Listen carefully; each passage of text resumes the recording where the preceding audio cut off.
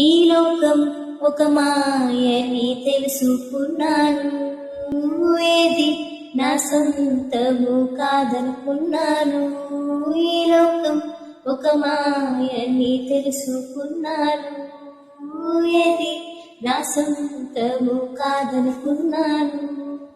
తప్పిపోయిన కుమారుని నేనైతే నా కొరకై నిరీక్షించే తండ్రి నా యేసు.